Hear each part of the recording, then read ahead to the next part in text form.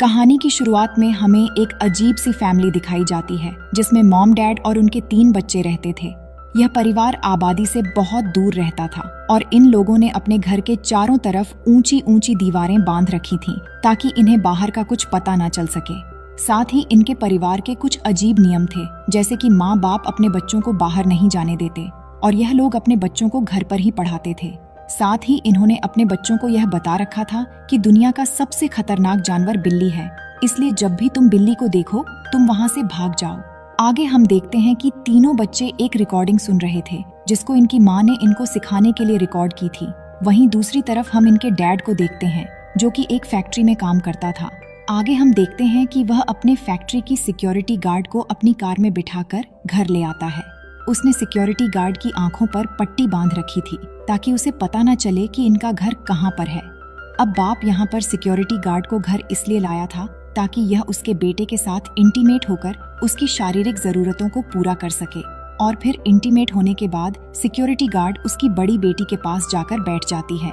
तभी बड़ी बहन सिक्योरिटी गार्ड के हेयर बैंड को देखकर पूछती है कि इसमें क्या लगा है।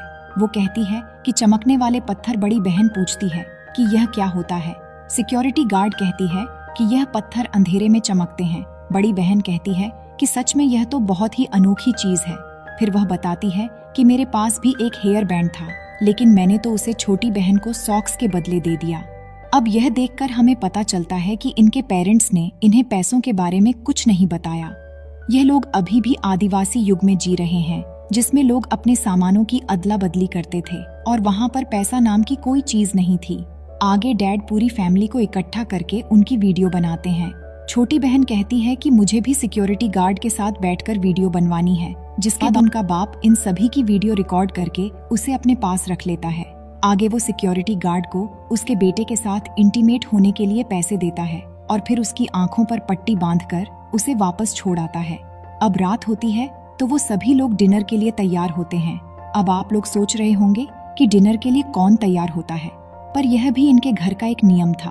वहीं बेटा अपने जूते पॉलिश करके और अच्छे कपड़े पहनकर तैयार हो जाता है और दूसरी तरफ दोनों बहनें भी स्कर्ट के ऊपर शर्ट पहनकर अच्छे से तैयार हो जाती हैं। फिर डिनर के दौरान हमें पता चलता है कि जिस भी बच्चे ने पूरे दिन सबसे अच्छा बर्ताव किया था उसे इनाम दिया जाएगा और इनाम के तौर पर इन्हें कुछ नहीं बल्कि ये बच्चों वाले स्टिकर दिए जाते थे और जिस भी बच्चे के पास सबसे ज्यादा स्टिकर होते थे उस रात घर में उसी की ही चलती थी। मतलब वह अपने लिए कुछ भी मांग सकता था। तभी छोटी बहन अपनी मॉम से फोन मांगती है और इसकी मॉम उसे नमकदानी उठाकर देती है, जिसका मतलब था कि ये लोग नमकदानी को ही फोन कहते थे। आगे हम देखते हैं कि तीनों बच्चों में सबसे ज्यादा स्टिकर इस लड़के के पास होते हैं। अब हमको लगता है कि ये बच्चा अपने लिए कोई बाइक या कार मांगेगा, लेकिन ये गधा कहता है कि हम सब तो टीवी देखेंगे। फिर हमको लगता है कि ये कोई इंग्लिश फिल्म, कोई एवेंजर्स टाइप देखेंगे, लेकिन ये गधे तो अपनी दिन में रिकॉर्ड की गई वीडियो को रात में देखते हैं, क्योंकि इनके बाप ने इन्हें कुछ बता ही नहीं रखा था कि मूवीज जैसा कुछ होता भी है। फिर अगली सुबह हम देखते हैं कि लड़का अपने डैड की कार धो रहा था और फिर कार धोने के बाद वह पेड़ों के पास जाकर उनसे बातें करने लग जाता है। तभी उसे पता नहीं क्या होता है, वो अचानक से एक पत्थर उठाकर उन्हें दीवारों के बाहर फेंकने लगता है और यह सब करते हुए उसके माँ बाप भी उसे देख लेते हैं। अब इस गुनाह की उसे सजा दी जाती है, जिसमें उसे एक ढक्कन को कुछ देर तक अपने मुंह में रखना था और जब तक इसके मुंह में बुरी तरह जलन ना हो वो उसे थूक नहीं सकता था। फिर अगले दिन इनके घर के ऊपर से एक एरोप्लेन उड़कर जा रहा होता है, जिसे देखकर बड़ी बहन कहती है कि काश ये नीचे गिर जाए और मुझे मिल जाए। पर तभी उसकी माँ उसके मुंह पर एक थप्पड़ मारती है और कहती है कि जब तुम इसके लायक हो जाओगी तब तुम्हें यह मिल जाएगा। आगे हम देखते हैं कि ये लोग दिन भर टाइम पास करने के लिए उल्टे सीधे काम करते रहते थे, जिसमें यह दोनों बहनें अपने रुमाल पर क्लोरोफॉर्म छिड़कती थीं और उन्हें सुनकर बेहोश हो जाती थीं। और अब इनमें से जिसको भी पहले होश आएगा वह यह गेम जीत जाएगा। वहीं दूसरी तरफ हम देखते हैं कि मॉम ने अपने रूम में एक टेलीफोन छुपा रखा है, जिससे वह अपने पति से बात करती है और उसे अपने घर की करंट सिचुएशन के बारे में बताती रहती है। लेकिन फिर एक दिन बड़ी बहन उसकी माँ की बातें सुन लेती है और उसे लगता है कि उसकी माँ पागल हो चुकी है और खुद से ही बातें कर रही है। आगे हम देखते हैं कि इनका बाप जब घर पर आता है तो घर आने से पहले वो अपनी कार में से खाने पीने का सामान निकालकर उनमें से सभी लेबल्स को हटा देता है ताकि इन लोगों को बाहर के बारे में कुछ पता ना चले। इसके अलावा इनके माँ बाप ने इन लोगों को यह भी बता रखा है कि तुम लोगों का एक और भाई था जो कि एक दिन इन दीवारों से बाहर चला गया, जिसके बाद से वह अब इस दुनिया में नहीं है। अब इनके माँ बाप इन्हें ये सब बातें इसलिए बताते थे ताकि ये लोग कभी भी घर से बाहर जाने के बारे में ना सोचे। फिर अगले दिन रोज की तरह इनका बाप ऑफिस के लिए निकलता है और फिर घर वापस आते वक्त वो अपने कुत्ते को लेने जाता है जिसे उसने ट्रेनिंग के लिए दिया हुआ था। पर तभी ट्रेनर उसे कहता है कि तुम्हारे कुत्ते की अभी 2nd लेवल की ट्रेनिंग जारी है और अभी उसे इसी तरह 5 लेवल को और पूरा करना है। अब क्योंकि बाप को उसका कुत्ता नहीं मिला था, घर पर आकर अपनी पूरी फैमिली को कुत्ता बनाकर उनसे भुकवाने लगता है। और यह देखकर हमें पता चलता है कि इनके बाप ने अपने बच्चों की परवरिश कुत्तों की तरह करी है।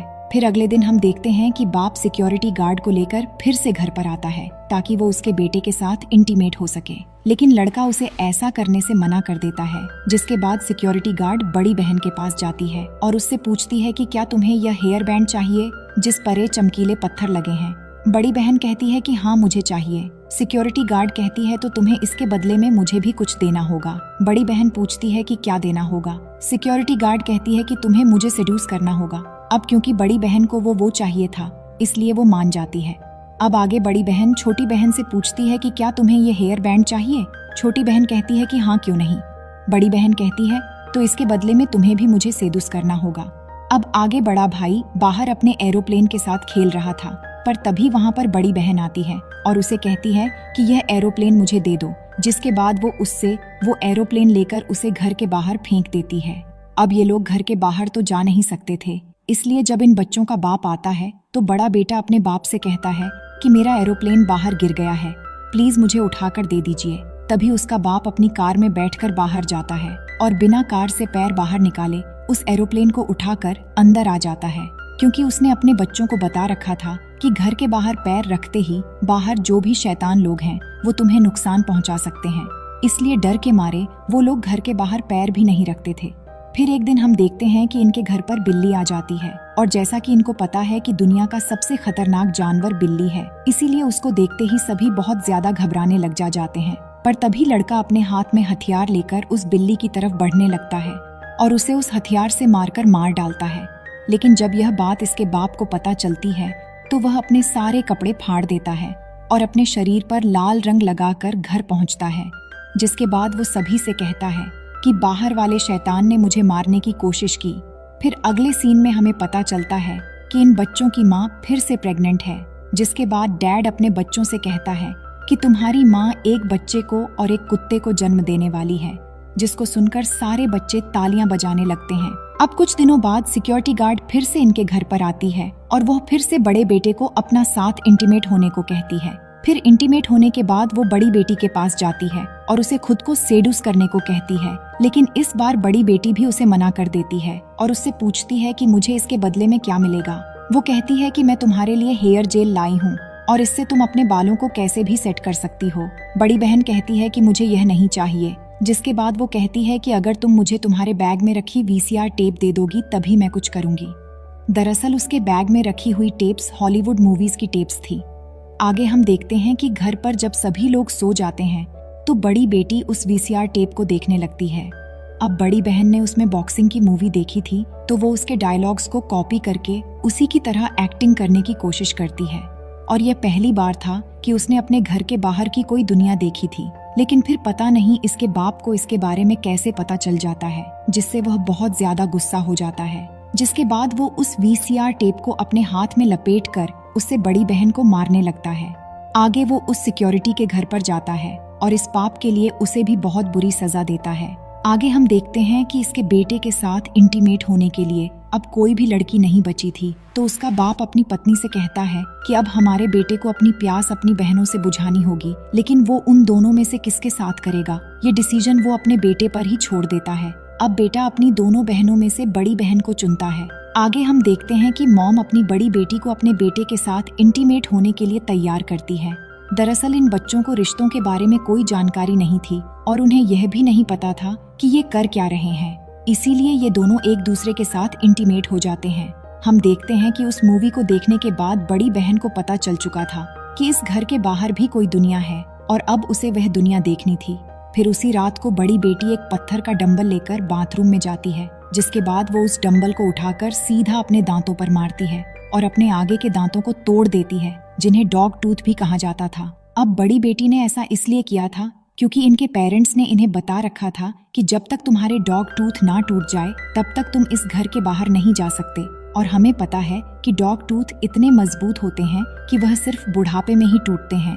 इसलिए बड़ी बेटी अपने डॉग टूथ को खुद ही तोड़ देती है, जिसके बाद वो अपनी डैड की कार की डिग्गी में जाकर छुप जाती है, क्योंकि उसे पता था कि बाहर की जमीन पर कदम नहीं रख सकती। इसीलिए वो कार की डिग्गी में जाकर छुप गई। जिसके बाद जब उसके बाप को पता चलता है कि उसकी जवान बेटी घर से भाग गई है, तो वो सभी लोग घर के बाहर उसे ढूंढने लगते हैं।